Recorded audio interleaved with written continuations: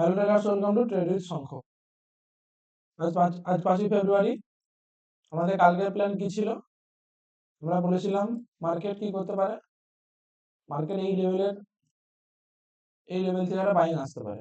বলেছিলাম যে এই লেভেল থেকে একটা বাইং আসতে পারে, ঠিক আছে? তো মার্কেট কি করেছে?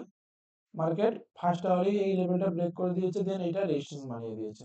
সেখান থেকে কিন্তু মার্কেট টোটালটাই কিন্তু সাইডওয়েজ হয়ে গেছে। তো যাই হোক, আজ মার্কেট সাইডওয়েজ সারাদিন। তো আমাদের আগামী দিনের প্ল্যান কি থাকবে? কালকের প্ল্যান আমাদের কি থাকবে? কালকের প্ল্যান আমরা যদি দেখতে পাই, মার্কেট কিন্তু একটা ইনসাইড ক্যান্ডেলের উপর ইনসাইড ক্যান্ডেল বানিয়েছে। কেন? এটা মার্কেটের মেইন ক্যান্ডেল, ঠিক আছে? এই ক্যান্ডেলের ভেতরে এই একটা ক্যান্ডেল, আবার তার ভেতরে আরেকটা ক্যান্ডেল। মানে মার্কেটের কিন্তু একটা বড় মুভ আসতে চলেছে। সেটা উপর দিকে আসতে পারে কি নিচের দিকে আসতে পারে, সেটা ডাটা দেখলে আমরা বুঝতে পারবো যে উপর দিকে আসতে পারে, নিচের দিকে আসতে পারে। আমরা যদি এখান থেকে একটা ট্রেন্ড লাইন টানি, এই যে এখান থেকে যদি একটা ট্রেন্ড লাইন টানি, তাহলে কিন্তু এই ট্রেন্ড লাইনটা ব্রেক ডাউন করলে কিন্তু মার্কেট নিচের দিকে আসার সম্ভাবনা প্রবল, এবং এই লেভেলটা অবধি মার্কেট কিন্তু আসতে পারে, কারণ এটা মার্কেটে কিন্তু একটা স্ট্রং সাপোর্ট। ঠিক আছে, মানে মোটামুটি 25,600 থেকে 25,400, প্রায় 1-150 পয়েন্টের কিন্তু এই জায়গাটা একটা গ্যাপ আছে, এবং এই জায়গাটা আসার কিন্তু সম্ভাবনা কিন্তু আগামী দিনে রয়ে যেতে পারে। এবং কেন একদিনে আসতে পারে তার কারণ কি বললাম, মার্কেট কিন্তু ইনসাইড ক্যান্ডেল বানিয়েছে। ইনসাইড ক্যান্ডেল যখনই ব্রেকআউট কি ব্রেকডাউন হয়, তখন কিন্তু একটা বড় মুভ হয়। অতএব প্রিভিয়াস ট্রেন্ড কি ছিল? সেলিং ক্যান্ডেল, এখানে পজ নিয়েছে, দেন কি হয়েছে, আবার কিন্তু সেলিং ক্যান্ডেলের কিন্তু আকার নিতে পারে, ঠিক আছে?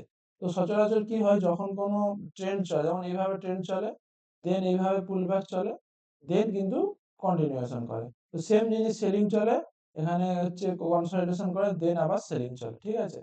তো ওভারঅল ট্রেন্ড আমাদের আপ, ঠিক আছে? কিন্তু এই যে রিট্রেসমেন্ট যেটাকে বলে, এখানে মার্কেট এসেছে এবং কন্টিনিউয়াসলি এখানে রিট্রেস করেছে, দেন কিন্তু নিচের দিকে প্ল্যান হওয়ার সম্ভাবনা আছে। তো কালকের আমাদের যদি আমরা 75 মিনিটের স্ট্রাকচার দেখি, 75 মিনিটের স্ট্রাকচার যদি আমরা দেখতে পাই, তো মার্কেট কি করেছে? মার্কেটের যে লাস্ট যে ট্রেন্ড আছে সেটা কিন্তু নেগেটিভ। এই যে আমরা যদি এখান থেকে একটা ফিবোনাচিটা নিয়ে এখান থেকে একটা দেখতে পাই, তাহলে কিন্তু মার্কেটের রেজিস্ট্যান্স জোন কিন্তু এইটা 25,700, 25,690, এই লেভেলটা কিন্তু মার্কেটের রেজিস্ট্যান্স পয়েন্ট। এই লেভেলটার উপরে যদি মার্কেট যে সাস্টেন করে, তবেই কিন্তু আমরা বাইং সাইড ট্রেড করব। আদারওয়াইজ কিন্তু আমাদের সেল অন রাইজ মার্কেট থাকবে।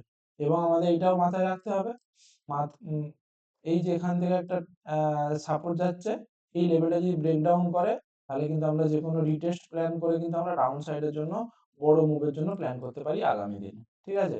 যদি উম, এই লেভেলটা ব্রেকডাউন করে, আমরা যদি ট্রেন্ড লাইনটা ভালোভাবে টানি, যেমন এই যে এখানে একটা সুইং আছে আর এখানে একটা সুইং আছে, ঠিক আছে? এবং উপর থেকে যদি এখান থেকে একটা ট্রেন্ড লাইন টানি, তাহলে এটা একটা কি স্ট্রাকচার বানিয়েছে? এটা কিন্তু একটা চার্ট প্যাটার্ন, ঠিক আছে? এটা কি চার্ট? বিয়ারি স্পিন অ্যাট, মানে মার্কেট এইভাবে নেমেছে, মার্কেট এইভাবে নেমেছে, এখানে কনসলিডেশন করেছে, ঠিক আছে, দিয়ে আবার কন্টিনিউয়েশন করবে। আবার এটাও হতে পারে, কি হতে পারে, মার্কেট এখান থেকে একটা ট্রেন্ড লাইন বানিয়েছে, আবার উপর থেকে একটা রিজেকশন আছে। তো মার্কেট কি করতে পারে? মার্কেট কাল যদি গ্যাপ আপ খুলে মার্কেট কিন্তু এখানকে যেতে পারে, দেন এখান থেকে কিন্তু ব্রেকডাউন করার সম্ভাবনা থাকতে পারে। আদারওয়াইজ মার্কেট এখানে এসে সাপোর্ট নিতে পারে।